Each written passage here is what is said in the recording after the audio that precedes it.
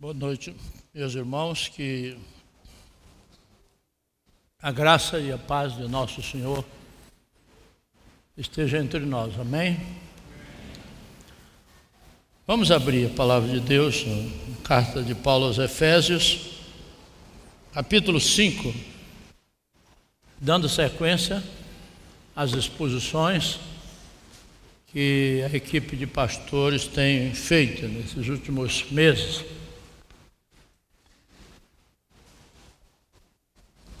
Capítulo 5,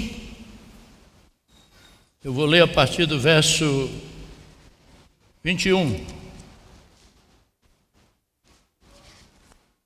Capítulo 5 da carta de Paulo aos Efésios, a partir do verso 21, diz assim: todos encontraram?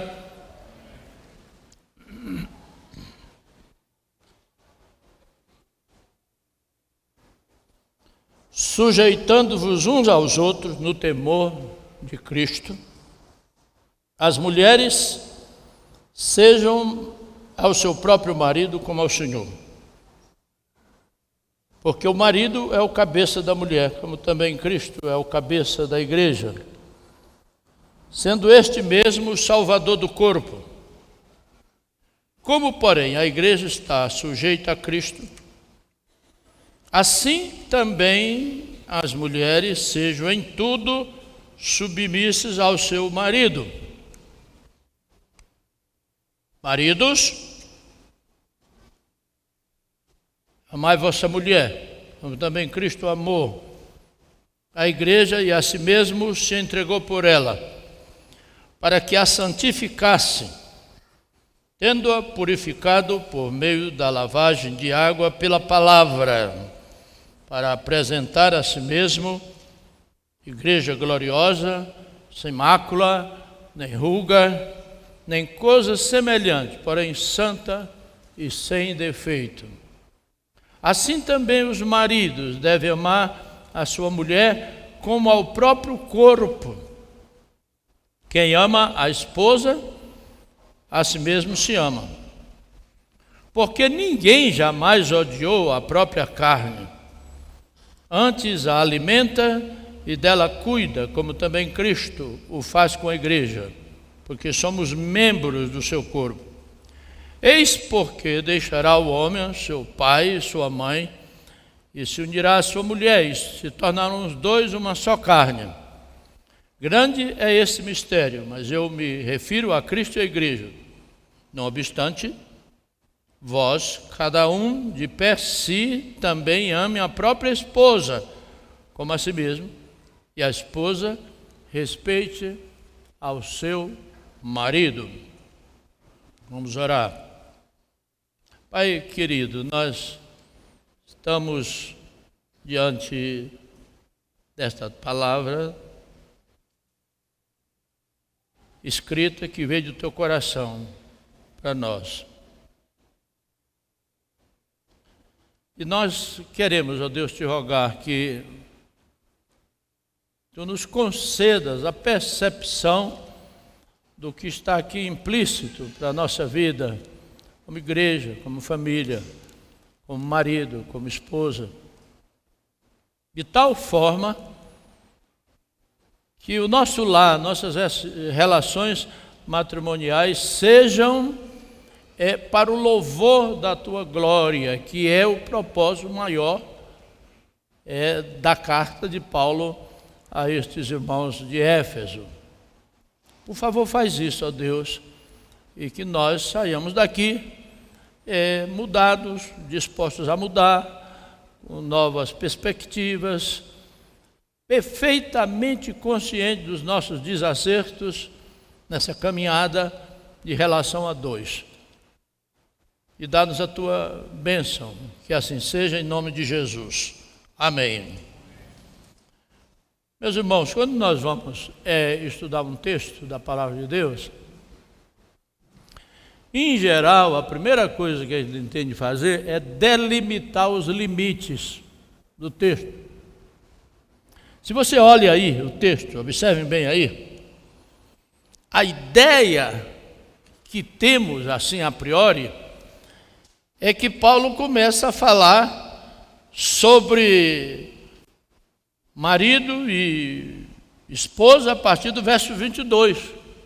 Correto? Por quê? Porque tem aí o lar cristão, marido e mulher. Só que o lar cristão, marido e mulher, não faz parte do texto original. Isso foi feito lá pelo meados do século XVI, não apenas essa divisão por assuntos, mas em capítulos e versículos. E nem sempre essas divisões de unidades representam o raciocínio do autor, no caso aqui do apóstolo Paulo.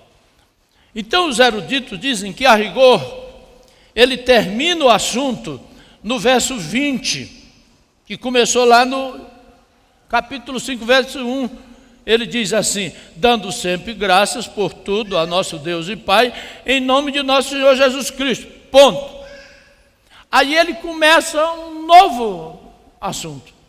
E ele começa a falar, né, do primeiro modelo de relação, né,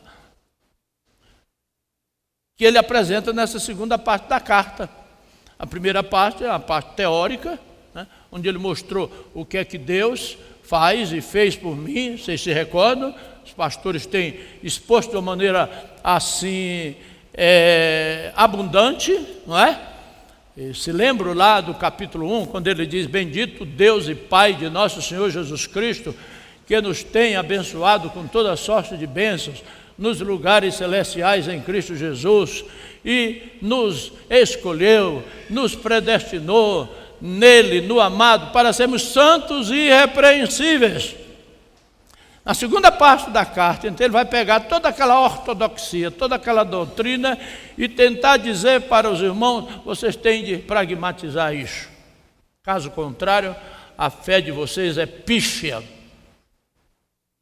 E aqui, nessa segunda parte, ele vai tratar de relação marido-mulher, depois ele vai tratar relação de empregado e empregador, depois ele vai tratar de relação pai-filho, e depois ele vai tratar de relações do crente com o mundo espiritual, porque para a Bíblia, a cosmovisão da Escritura é que nós não vivemos num mundo meramente físico. A realidade é uma realidade espiritual. Aquilo que nós vemos é transitório, aquilo que nós não vemos é eterno. O apóstolo Paulo diz lá em 2 Coríntios capítulo 15: por detrás, se eu pegar um rádio aqui, né, pedir emprestado aí um flamenguista e ligar o rádio aqui, vai pegar. Porque está passando aqui ondas e uma série de... você não vê. Então, quando a Bíblia olha para a realidade, ela não fala em realidade física, ela fala de uma realidade espiritual que tem um lado da cadeira que nós vemos e outro lado da cadeira que nós não vemos. É dentro deste universo espiritual que o apóstolo Paulo diz assim: irmãos, quer comamos, quer bebamos ou façamos qualquer outra coisa, fazemos tudo para a glória de Deus. Aí ele conclui lá no capítulo 6, dizendo que a nossa luta não é contra o sangue, nem contra a carne, mas contra forças espirituais do mal que operam nas regiões celestes. Essa expressão, regiões celestes, ele usa na carta 6 vezes. Essas regiões celestes não é um outro mundo, não é um outro mundo filosófico. A região celeste, dentro da visão de Paulo, é este universo onde nós fomos colocados para lutar. Lutar contra forças visíveis e contra as forças invisíveis. Pois bem, então a partir do verso 21, ele começa a falar então da relação marido e mulher. E ele começa dizendo assim: sujeitando-vos uns aos outros no temor de Cristo. Vou repetir. Sujeitando-vos uns aos outros no temor de Cristo. É o temor de Cristo. Minha relação com a minha esposa, com o meu marido, tem de refletir o que? A glória de Deus. O meu lar tem de ser um foco onde a glória de Deus tem de ser manifestada. Então ele começa dizendo, sujeitando-vos uns aos outros no temor de Cristo. Aí ele diz assim, a tradução mais correta seria, ele dizia assim, as mulheres ao seu próprio marido. Não há necessidade de ele repetir. No original não há necessidade de ele repetir, as mulheres sejam submissas. Porque ele já tinha dito no verso 1, sujeitando-vos uns aos outros no temor de Cristo. Então, a tradução correta é, as mulheres sejam ao seu próprio marido como ao Senhor.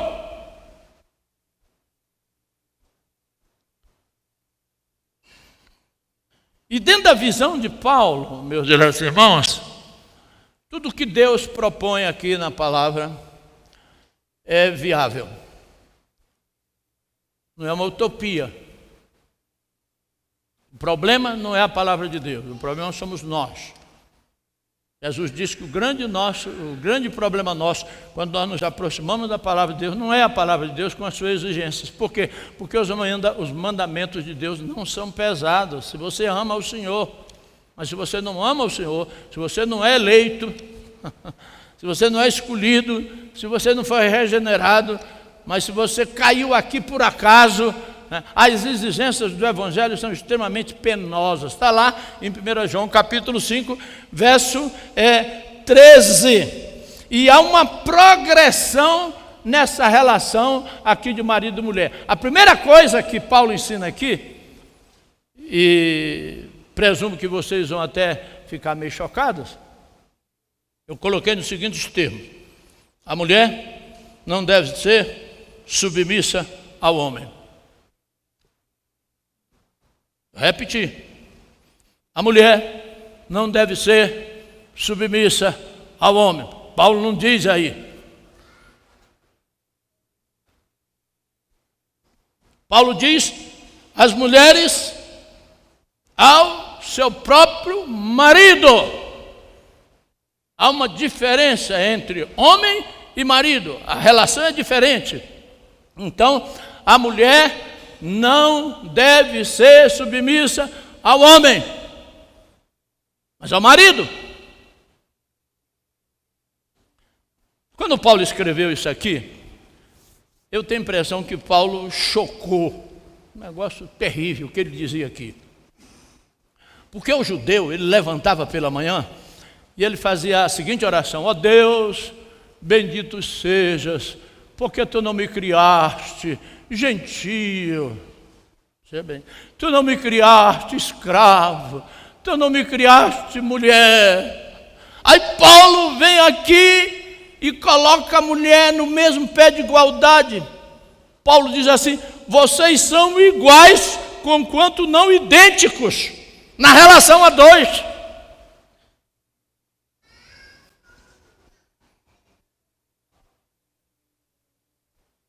Capítulo 19 de Mateus, quer ver? Abram aí. A gente tem alguns elementos que nos ajudam a entender melhor. Capítulo 19 de Mateus, aí a partir do verso 3, os fariseus, diz aí, verso 3 do capítulo 19, vieram a ele alguns fariseus e o experimentavam perguntando, observem bem, vieram a ele alguns fariseus. Quem eram os fariseus? Fariseus eram os peritos em legislação judaica. Eram os teólogos. Nem todo fariseu era escriba, né? Mas todo escriba era fariseu. Então, dentro dos fariseus, havia os escribas que eram os peritos em lei. Então, presumo isso aqui pelo contexto, que quem interroga Jesus aqui eram fariseus escribas, intérprete da lei. Agora, olha a capciosidade e a perversidade desse grupo. Diz assim: vieram a ele alguns fariseus e o experimentavam. A palavra grega aqui é peirasmo. Tentavam gerar na mente de Jesus um conflito. Por quê? Porque a sociedade refletida aqui era uma sociedade androcêntrica. Tudo girava em torno do homem. Aí eles fazem a pergunta para Jesus assim: Senhor, é lícito ao marido repudiar a sua própria mulher por qualquer motivo? Quando essa pergunta ela é colocada diante de Jesus, nós temos de pressupor que ela estabelece uma regra. Os homens repudiavam a sua mulher por qualquer motivo. Estão percebendo? Mulher errava lá o ponto lá do arroz, o marido podia dar a carta de divórcio. Se ele a visse conversando com um estranho na rua, podia dar a carta de divórcio. A sociedade era muito androcêntrica. É muito interessante que quando Jesus formula qualquer questão, Jesus diz assim: aquele que olhar para uma mulher com o coração impuro já adulterou. Ele usa sempre a cosmovisão androcêntrica.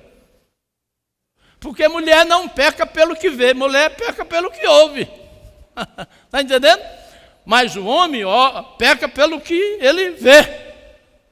E o pecado é uma coisa tão sutil, que Jesus diz: aquele que olhar para uma mulher com o coração impuro já adulterou. Agora observem bem aqui. Quem aqui nunca olhou para uma mulher com o coração impuro?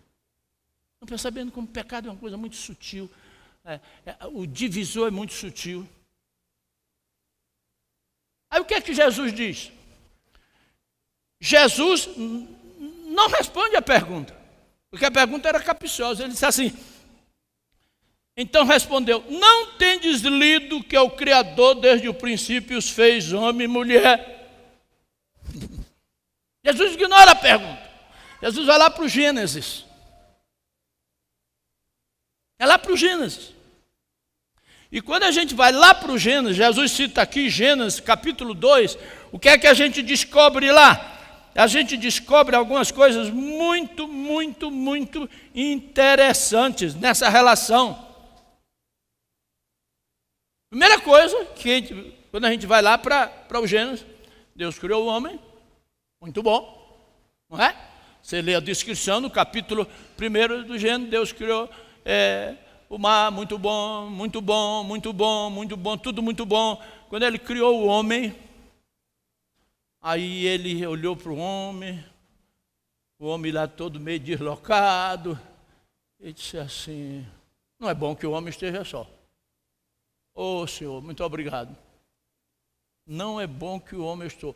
Far-lhe-ei uma auxiliadora que lhe seja idônea. Santo Agostinho diz que Deus não tirou a mulher da cabeça do homem para não ser superior a ele. Não tirou dos pés para não ser espezinhada por ele, mas tirou do lado para ser o foco dos seus assentos, do seu amor, do seu carinho, etc. Então Jesus vai para lá, né?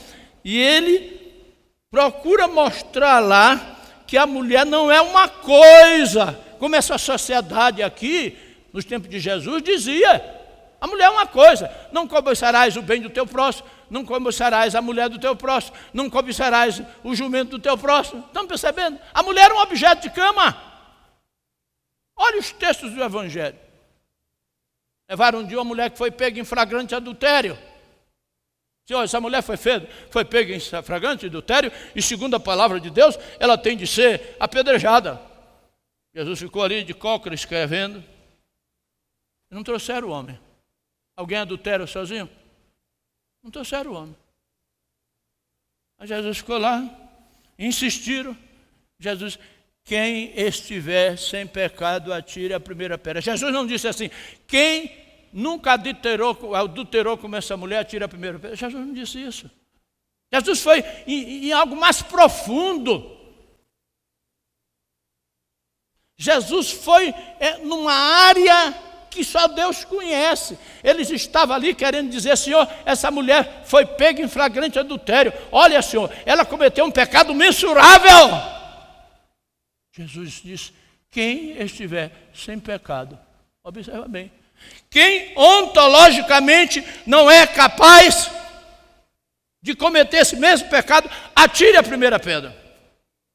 E me encanta, lá em João 11, é que eles começaram a sair a partir dos mais velhos. Eu sempre me perguntei, por que a partir dos mais velhos?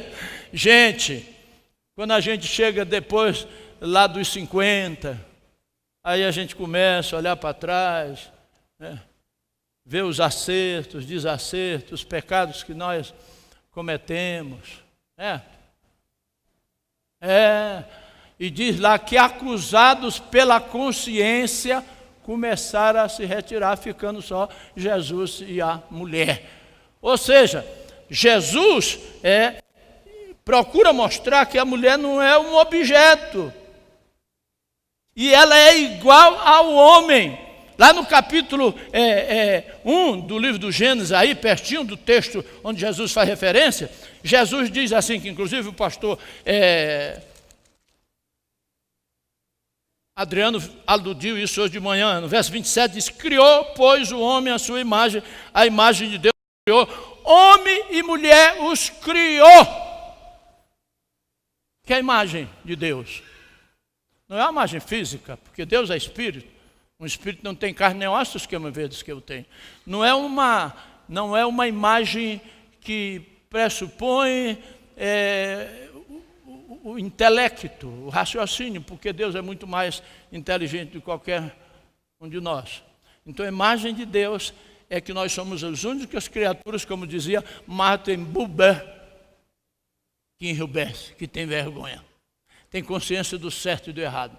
Deus criou o homem e Deus criou a mulher e juntou os dois iguais, mas não idênticos. O que distingue a mulher do homem na relação a dois é a função. Outra coisa que Jesus chama atenção é que Deus criou o homem, a mulher e deu para Adão. Ele veio poeta. Esta é carne da minha carne, ossos dos meus ossos, chamar-se-á varoa. Por isso deixará o pai, deixará o homem pai e mãe e se unirá à sua esposa e só se tornarão os dois uma só carne. Deus criou e deu para o homem e a mulher. E outra coisa também, quando Jesus disse assim: ouvistes lá no princípio, vocês estão ouvindo? Jesus diz outra coisa muito interessante. Jesus diz que Deus criou a mulher para ser uma só carne com o homem. Interessante. Os dois se tornarão uma só carne. Não é uniformidade, é diversidade na uniformidade. É a capacidade de diálogo. As únicas criaturas de Deus que são capazes de dialogar, que usa a palavra, é o homem e a mulher. Então, as mulheres não devem ser submissas aos homens, mas ao marido, aquele lá. Ontem eu estava lá na hidroterapia, e a Carolina, que é a fisioterapeuta, desde o primeiro dia que eu fui, eu notei ela.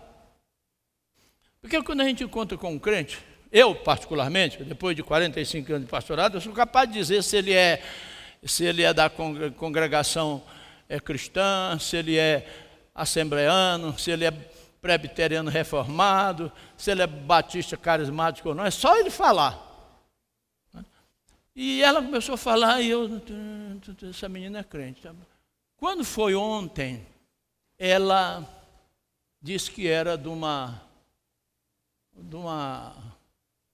congregação, não é mais propriamente congregação cristã do marido, tá, e foi, ela já foi, né, sabendo que eu era pastor, né, eu já dei a minha ficha toda para ela, etc. Até convidei para ela vir aqui e tal, etc. Eu perguntei assim: ô Carol, qual é o teu grande sonho na vida? Bem, pastor, eu agora vou fazer um concurso, mas eu tenho muita vontade de casar. Ah, é? Que bom. Já pediste a Deus um marido? Mas como assim? Você está orando, pedindo a Deus? Você está pedindo marido ou está pedindo namorado? Eu tenho pedido a Deus namorado. Vai ficar no caritó. Porque Deus vai dar namorado, vai dar namorado, vai dar namorado, dá namorado, dá namorado, dá namorado, dá namorado, até um dia que você fica no caritó. Peça o marido. Bens vêm por herança, mas do Senhor o esposo, a esposa prudente. O problema é que o jovem hoje não crê mais nisso. Não crê. Não crê que Deus. Eu estou lendo um livro chamado John Frame, A Doutrina da Escritura, e ele diz que nós lemos a Escritura como que ele é um jornal. Lemos a Escritura como que ele é um jornal. Está lá, Deus falando para nós, mas não crê. Ele não crê. Não é verdade? Aí passamos o domingo todo, de semana toda, sem ler a Escritura. Eu não leio mais a Escritura, viu? Quero dizer para vocês, eu deixei de ler a Escritura. Hoje eu rumino a Escritura. Eu medito na Escritura, eu estudo a Escritura. Aí vocês passam a semana toda, esse mundão louco aí, sendo manipulado por essa cosmovisão ateísta, perversa, má. Aí vocês vêm aqui no domingo, tomam uma pílula, aí passa a semana toda, na outra semana vem, toma outra pílula. Mas a palavra de Deus não faz parte da prática, do cotidiano da nossa vida. As coisas mínimas. Não é fácil mesmo, eu não estou dizendo que viver a palavra de Deus é uma coisa fácil, mas é possível. Então, Paulo diz que a mulher não deve ser submissa ao homem, mas ao marido, sujeitando-vos uns aos outros no temor de Cristo. Não é? Agora observe bem, as mulheres sejam ao seu próprio marido como ao Senhor. Quer dizer, a minha relação com o meu marido tem de ser do mesmo tipo que eu mantenho com o Senhor. O negócio é profundo, né? Por isso aqui no capítulo, no verso 18, ele diz assim: e não vos embriagueis com vinho, no qual há dissolução, mas enchei-vos do Espírito. Você não vive isso aqui se você não tiver cheio do Espírito. Se não levar a palavra de Deus a sério, você não tem uma relação matrimonial feliz. Além de toda relação matrimonial, é um aprendizado constante. Vocês vão ver. Aí ele diz assim: porque o marido é o cabeça da mulher, como também Cristo é o cabeça da igreja, sendo este mesmo Salvador do Cristo. Ele diz que o marido é o cabeça da mulher e ao mesmo tempo é o Salvador do corpo.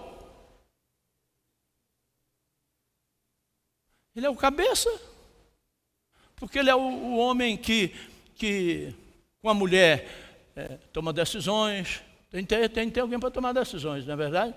Né? E ao mesmo tempo ele é o Salvador, ele cuida. A ideia de Salvador aqui é que ele cuida. O original da ideia de que ele paquera a mulher, né? Ele faz carinho na mulher, etc. Tem marido aqui que passa 10, 15 meses sem tocar na mulher. No dia que ela vai se aproximar e diz um gesto de carinho, de amor, ela pergunta se ele bebeu. Não é verdade? Você bebeu? Esse é Salvador do corpo. Pastor em Goiânia, e um dia eu recebo no meu gabinete uma senhora. Ela era chefe do setor de enfermagem do Hospital Santa Genoveva. Mulher quase 2 metros. Esposa de um promotor da igreja. Aí ela entra e diz: reverendo, tudo bem? Tudo bem. Reverendo, é o seguinte, eu vim aqui porque eu estou precisando de um homem. Como? Estou precisando de um homem. E ela disse exatamente isso: eu tenho um pamonha lá em casa, preciso de um homem, preciso de carinho, preciso de afeto. Eu levo os meninos para a faculdade, eu alugo apartamento, vendo apartamento, faço reforma em apartamento, tá? E o meu marido é de casa para o tribunal, de tribunal para casa. Final do mês, ele dá lá o dinheiro para as despesas. Eu quero um homem! Calma mesmo, calma. Eu vou falar lá com o meu irmão Jeová. Jeová era aquele cara espiritual, o cara da oração. Vivia no ar. Tá? E a mulher lá dizendo: eu preciso de um homem. Preciso de afeto, eu preciso de carinho, eu preciso de compreensão. Percebendo? Porque o marido é o cabeça da mulher, como também Cristo é o cabeça da igreja, sendo este mesmo Salvador do corpo. Segunda coisa que Paulo diz aqui, aí ele inverte. Ele diz assim no verso 25, ele diz assim: o marido deve amar a sua mulher. Verso 25, marido, amai vossa mulher, como também Cristo amou a igreja e a si mesmo se entregou por ela. É um imperativo, amar, um imperativo, não está dando uma sugestão não. Amar a mulher é um imperativo. Tem uns trancos, tem as discussões, você tem de amar. Porque quando a gente casa, não é o amor que sustenta o casamento, é o casamento que sustenta o amor. É um ato racional. A Luana e o Robson devem estar começando a viver essa realidade. Eles estão na lua de açúcar, de mel, depois entrando de açúcar, depois de rapadura, etc. Aí, progredindo lentamente. Estão aí na lua de mel, honeymoon, aquele negócio, porque eles não se conhecem. Quando você casa, que vai para debaixo do mesmo teto, fase de namoro e noivado é uma brincadeira de esconde-esconde. Você faz tudo para que o noivo não saiba dos seus defeitos. Aí quando vão para debaixo do mesmo teto, você não consegue ser mais ator. Aí você se revela como você é. Então aí é o casamento que vai sustentar esse amor.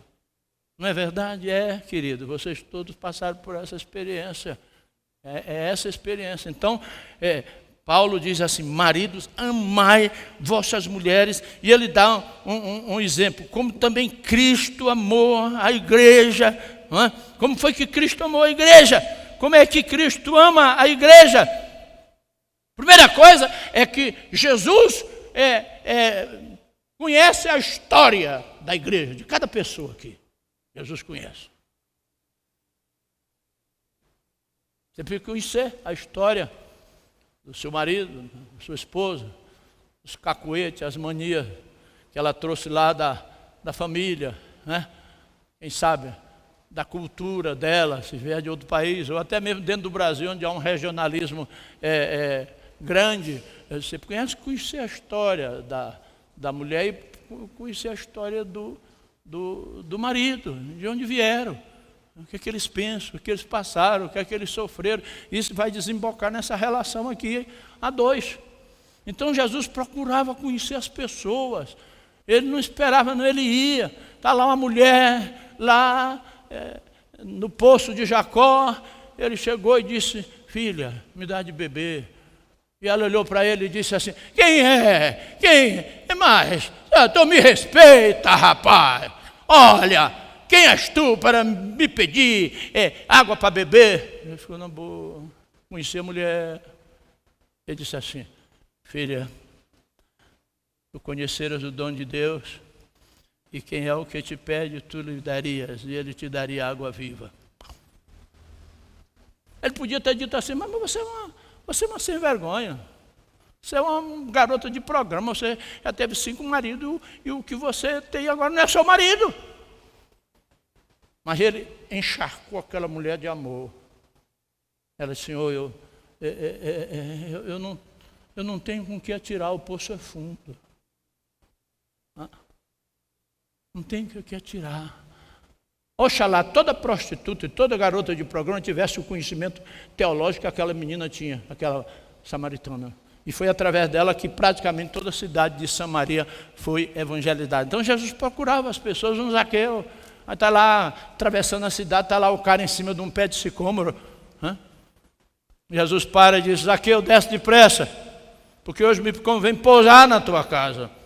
Então Jesus procurava conhecer a história. Você precisa conhecer a história do seu marido, a história da sua esposa, está entendendo? E isso é um processo, leva a vida toda. Não é assim, um mito que existe aí. Case e seja feliz imediatamente. Isso é uma baboseira, isso não tem nenhum sentido.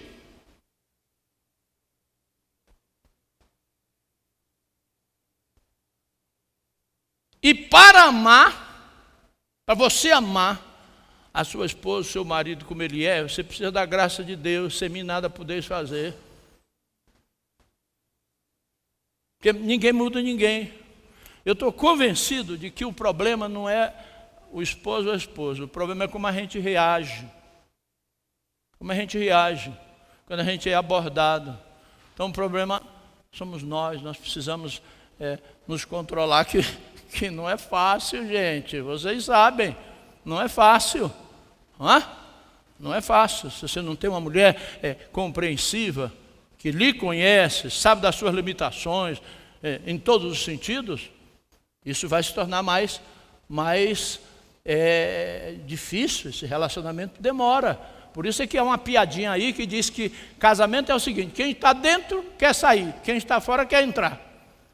Imagine.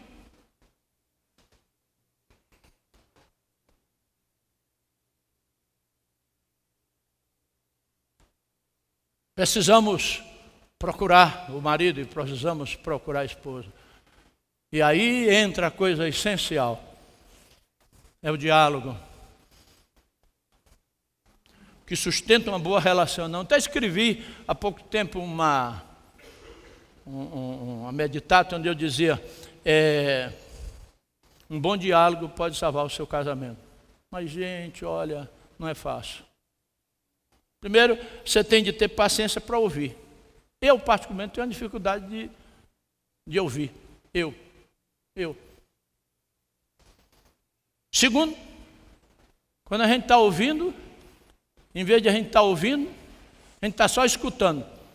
Porque, na realidade, a gente já está preparando a resposta. O negócio da gente é ganhar a discussão. Não é verdade?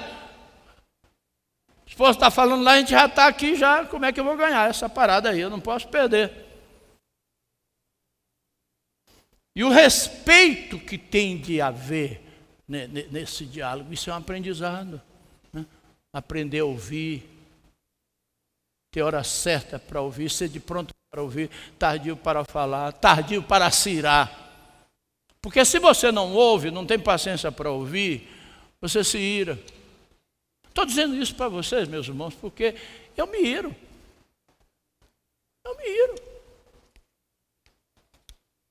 E pergunta a Zélia aí. Não é? Eu solto os cachorros assim, sai de pé. Depois eu caio naquela real, né? Aperfeiçoamento, meu temperamento. Martin Lloyd Jones, que esse problema de comunicação, relacionamento marido e mulher, tem muito a ver com o temperamento das pessoas. Controlar aquilo, um cara explosivo. Eu queria ser como meu pai, mamãe era explosiva, o papai não. Tranquilão, eu queria ter, eu herdei da minha mãe. Minha mãe, como diz lá no Nordeste, quando as pessoas iam lá para o Cajuí, buscar cajuí nas caatingas, né? Ela já vinha das castanhas. A mãe era assim, eu herdei isso da mamãe. Eu tenho uma dificuldade, sabe? Terrível, sabe? Não é fácil, de forma nenhuma. Mas o diálogo tem de prevalecer, você tem de aprender a conversar, aprender a ouvir, saber responder, perder uma batalha para ganhar a guerra. Nós estamos lá em casa agora, nós estamos querendo ver se colocamos na sala um room, não é? Aquele negócio, a madeira, né? E Zélia escolheu lá e tal, etc. E eu disse para ela, eu não gostei muito disso aí não. Ela disse, não, mas eu gostei. Aí eu fiquei, rapaz, me segurando. Aí quando eu vinha para a igreja, me veio uma ideia. Sabe o que é que eu vou pôr para ela? Ele disse, meu bem, eu estive pensando, vamos fazer o seguinte, para ver se a gente chega a um denominador comum. Vamos fazer o seguinte, tu apresenta 3 opções mais a respeito desse pormenorzinho, né? Porque eu queria colocar aqui, tem eu queria colocar aqui, 3 ou 4, porque eu coleciono canecas. E ela não quer colocar assim, ela quer colocar só um de vidro. Aí eu vou propor a ela o seguinte, me faz o seguinte, apresenta 3 opções além dessa. Se ela apresentar as 3 opções, aí eu tenho mais margem, né, para me situar. Se bem que eu reconheça que dentro do lar, quem manda é a mulher. Lá entra o doutor Everaldo e a dona Ruth. Estavam brigando, estavam indo para o divórcio. E eu, escutando, qual era o problema? Eles estavam pintando a casa, pertinho da igreja Maranata. Qual era o problema? Tudo bonito. Quando chegou para pintar a sala, aí o barraco caiu. Por quê? Ouvi a discussão, tal, etc. E tal. Quando foi no fim, eu perguntei assim, mas, meu irmão, me diga uma coisa, mas qual é a cor mesmo que você quer colocar lá na sala de entrada que a Ruth não quer? Não, pastor, eu estou querendo colocar um vermelho vivo. É um vermelho vivo. Meu Deus, que loucura. Imaginou? Você entrar na minha casa, um vermelhão vivo, assim, parece boate. Daquelas boates vagabundas lá do Nordeste. Então, dentro do lar, ali, é o território da mulher. Você tem de respeitar. Agora, você pode ir ali, né? Um cafuné ali, um cafuné acolá, etc. Né? Não é fácil, não. Né? Porque se for daquelas mulheres, aí é só na base da oração e jejum. Então, as mulheres não devem ser submissas aos homens, sim ao marido. O marido deve amar a mulher. Amar a mulher. Como Cristo amou. Como foi que Cristo amou? O apóstolo Paulo diz aqui que ele a santificou, que ele a purificou, tendo-a purificado por meio da lavagem de água pela palavra. Tendo-a purificada por meio da lavagem de água pela palavra. Gente, mulher bonita é mulher cara. De 15 em 15 dias tem o dinheirinho para ir lá fazer as unhas, fazer a depilaçãozinha, etc. E marido fica reclamando que a mulher está toda peluda. Você também não coopera. Tem que ter um bom senso, gente. É negócio terrível. Né? É negócio terrível isso. Está entendendo? É um negócio terrível. Então, é como diz aqui o apóstolo Paulo, santificar-se, tendo a purificado por meio da lavagem de água pela palavra, para apresentar a si mesmo, igreja gloriosa. Por que você tem de cuidar da sua esposa, amá-la, etc.? Por quê? Porque ela é sua. Mulher, quando se veste, é para você. Mas você não pergunta, você não diz assim, está chique, está bonito. Você não diz. Mas ela se veste para você. Se empeteca todo para você.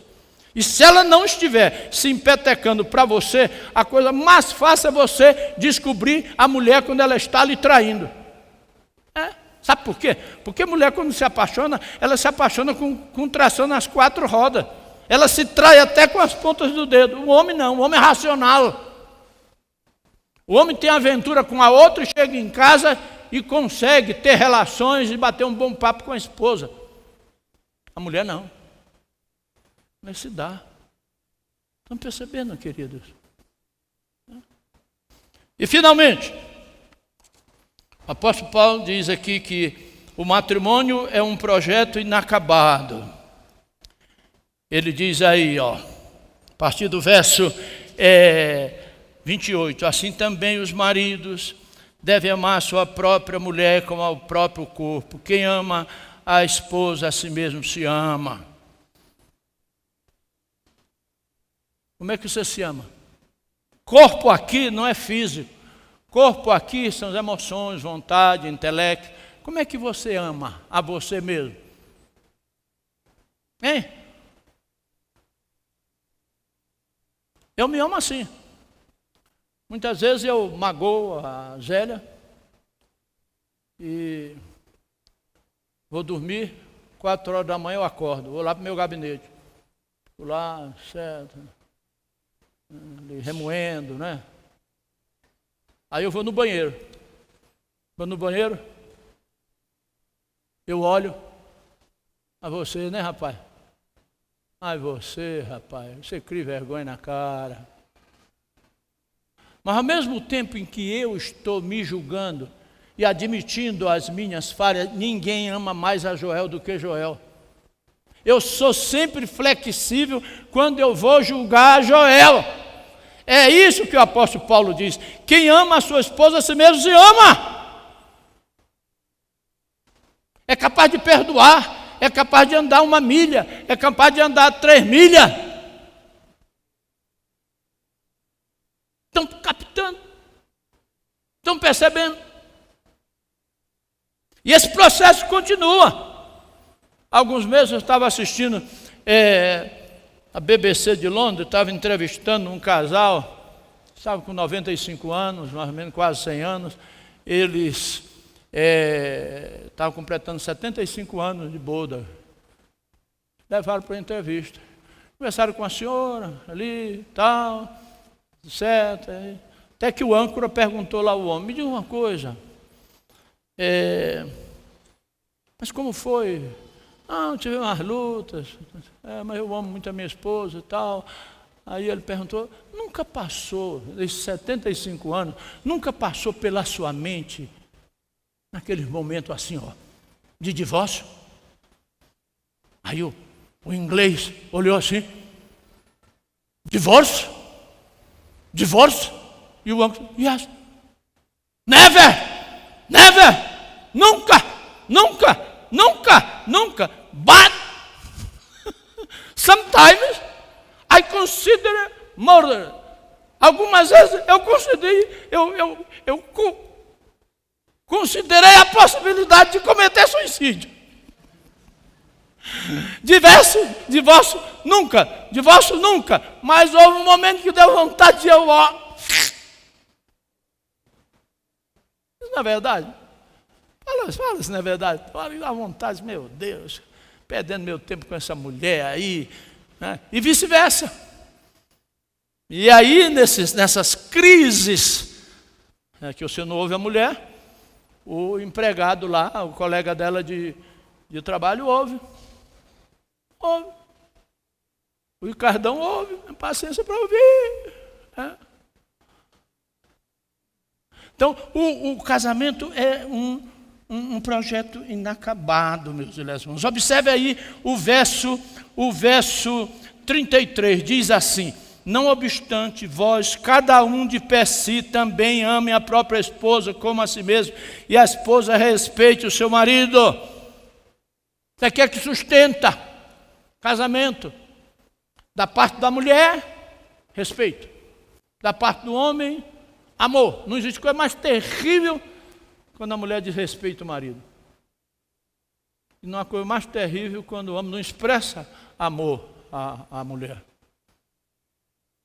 Agora, o que é que eu quero que você leve de prática para casa? Primeira coisa, a chave para se viver bem como eu disse, está aqui no verso 28, vou repetir. Assim também os maridos devem amar a sua mulher como ao próprio corpo. Quem ama a esposa, a si mesmo se ama, porque ninguém jamais odiou a própria carne, antes a alimenta e dela cuida, como também Cristo o fez com a igreja, porque somos membros uns dos outros. Ame a sua esposa como você ama a você. Seja flexível com os erros dela, com os desacertos dela, com os estouros dela e vice-versa. É um projeto, né? É um projeto. Né? Agora, observemos de novo o verso 28. Assim também os maridos devem amar a sua mulher como ao próprio corpo. Quem ama a esposa a si mesmo se ama. Estou batendo muito nisso, porque eu acho que esse é o verso mais importante dessa perícope. Amar a esposa como eu amo a mim mesmo.